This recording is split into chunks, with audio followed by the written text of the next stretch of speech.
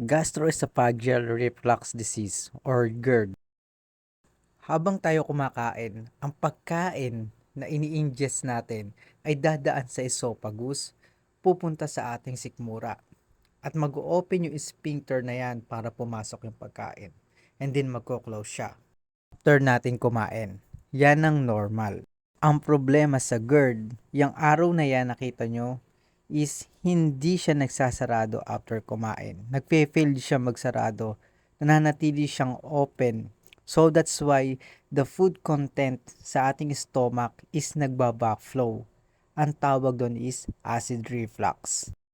At kung yung sphincter na yan, kita nyo, palagi ang dinadaanan ng stomach content, syempre mai-irritate yan, magsusugat yan. Kaya tayo nakakaramdam ng pag-init dyan na parang may umaakyat. We call that heartburn. Yan, kapag pinabayaan mo yan, ganyan ang mangyayari dyan, magsusugat yan. At we call that esophagitis. Also, the stomach content can travel to our lungs. It can lead to respiratory condition like asthma or pneumonia. So, nasabi na natin yung dahilan ng acid reflux at saka yung mga sintomas. Hindi talaga biro ito kapag pinabayaan natin. O ano-ano nga ba yung mga dahilan kung bakit tayo nagkakaroon yan? Una-una sa lahat, pregnancy. Kapag buntis tayo, lumalaki yung tiyan natin, nakukompress yung sikmura natin.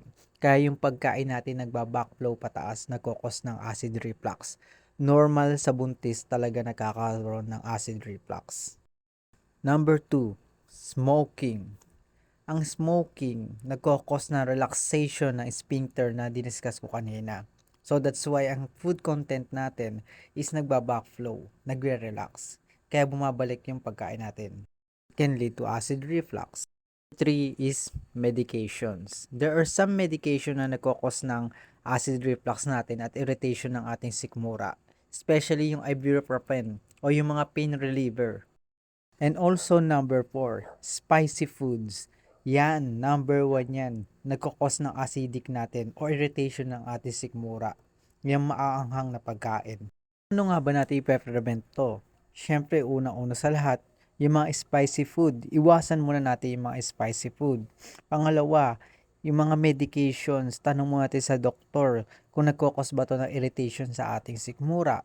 Pangatlo, pagbubuntis. Iwasan ba natin pagbubuntis? Hindi, normal nga, gaya ng sinabi ko kanina. Sigarilyo, syempre, dapat talaga unti-unting iwasan yan. Punta na tayo sa medications. Number 1 medications natin is antacids. Ang antacids example nito is yung mga Gaviscon. Neutralize kasi nito yung hydrochloric acid natin. Especially after kumain, binibigay itong gamot na to. And then number 2 is yung proton pump inhibitor. Ang example naman nito is yung mga omeprazole, esomeprazole. Binibigay ito before meal para bago kumain, ma-neutralize muna yung acid natin. Para yung pagpasok ng pagkain is hindi magkokos ng irritation at pag-backflow ng food natin sa esophagus.